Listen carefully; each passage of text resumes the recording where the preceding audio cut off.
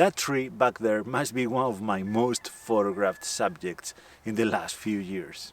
This path is part of my daily walk, so I walk by this tree almost every day. And thankfully at this location we get conditions like the ones we have today very often, and they make that tree look really beautiful, in my opinion at least. This is a very simple scene. We have just one tree, and the fog is taking care of all of the distractions in an otherwise very busy background. But it is precisely that because of that simplicity, we can do so many things with just this one tree. In this video, I'm gonna show as many different compositions we could make here as I can, and then we look at the differences between them and how those compositional decisions affect our final image and the meaning of those images. The first thing we must pay attention to is the shape of the tree. It is not the same if we take a photo from this side, from this one, or from this one. I personally think that this is the best side of this tree. There is less overlapping in between the branches, and also I like the shape that it forms starting from the left and almost kind of like falling all the way to the ground through the trunk and then going back up again to the right side.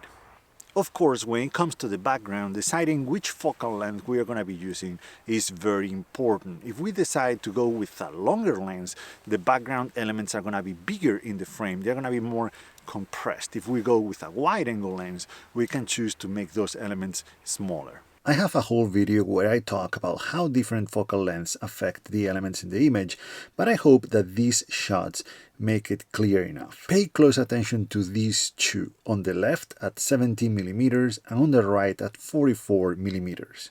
Notice how the tree in the background on the bottom right of the frame nearly doubles its size when using a longer focal length, while the size of the main subject doesn't really change much. It is my opinion that because I like the shape of this tree, it is not a small tree, and it looks like a strong tree. It makes sense to make it big when compared to the rest of the background.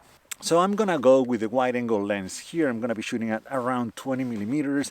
I'm shooting at 2.8 wide open. You know I like to shoot wide open for many reasons, but one of them is to keep the depth of field as shallow as possible, so I get that extra separation between the subject and the background. What I need to find now is the right balance here in between all the elements so we can create something that has harmony and is beautiful. This is what the scene looks like at 20mm. I'm just standing up and the camera is at eye level, and right away we can see that this is not going to work out very well because the branches here are overlapping with some elements of the background.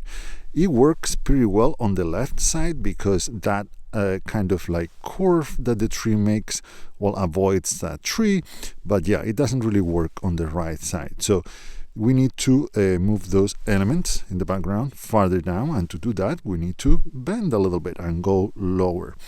So as you can see, that creates some space for those branches.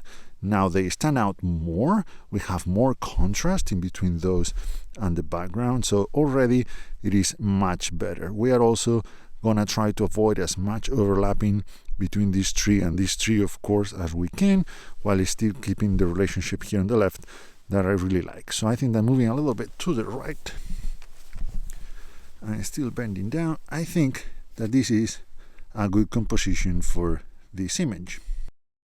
Okay, I like that, but let's move a little bit closer. I'm not even bending down now. That is because we are closer to the tree, so the relationships change in between the elements depending on when you move. And for example, the trunk that I placed in between those two in the background now is not going to work because it's going to overlap that tree. Again, this is just a matter of preference. It's not a deal breaker. The image would still be good, it would still be interesting, but I think that if we work those little details, we can make for a much better image. So now, moving farther to the right, I'm gonna try to place that trunk in between those two.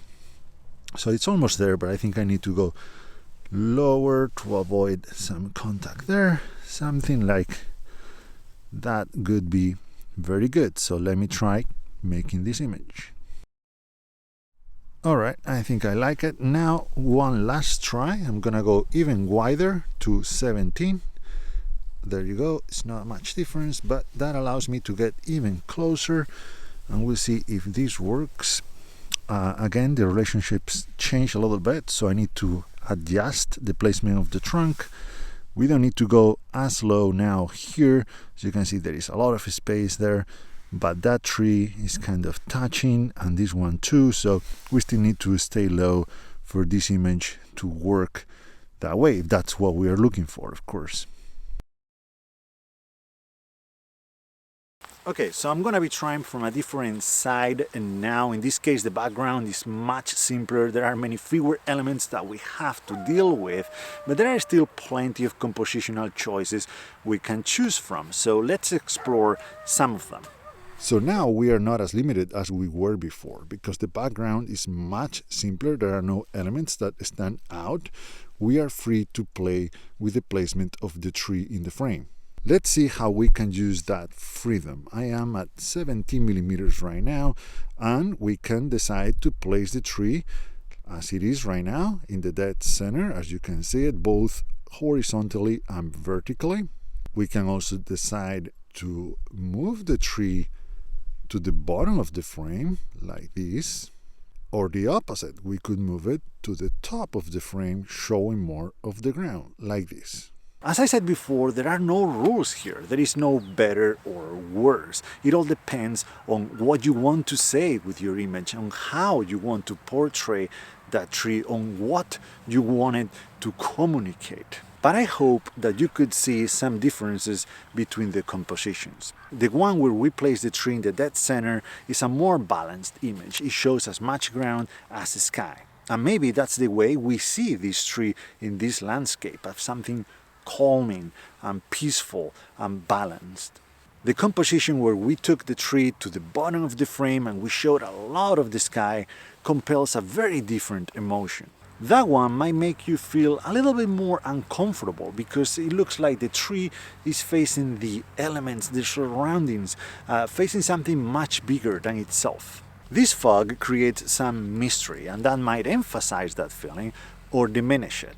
But just imagine for a second that we had a very dramatic sky with stormy clouds, and we decided to make the tree very tiny on the bottom of the frame against those menacing clouds. That would show at the same time the fragility of the tree and the power and the strength of the storm. Of course, placing the tree on top of the frame has the opposite effect, and it makes the tree the dominant force in the landscape, in the frame.